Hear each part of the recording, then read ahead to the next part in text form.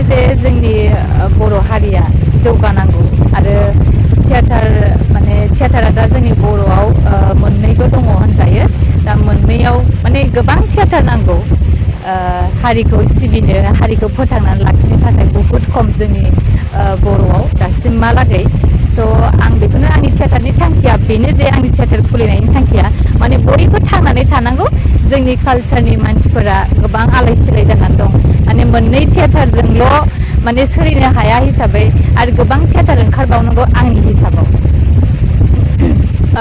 बर' समाजाव आं बेखौनो मेसेज हरनो सानो जे जोंनि बर'फोरा थियाटारखौबो नायनांगौ आरो नायनानै माने जोंबो जेसेबां हायो मोजां मेसेज होनो नाजागोन आरो बे जोंनि थियाटारनि जिखिनि जों आयदा देखायगोन बे देखायनायाव जाहाथे माने मोजांखौ सायख'नानै लानो हानाय आरो बर'खौ जौगाहोनो थाखाय आं खावलायगोन आरो देग्लाय बोसोराव नोंथांमोना मा मा आयदाखौ दिन्थिगोन होननानै खावलायदों नोंथांमोननि नायनायाव?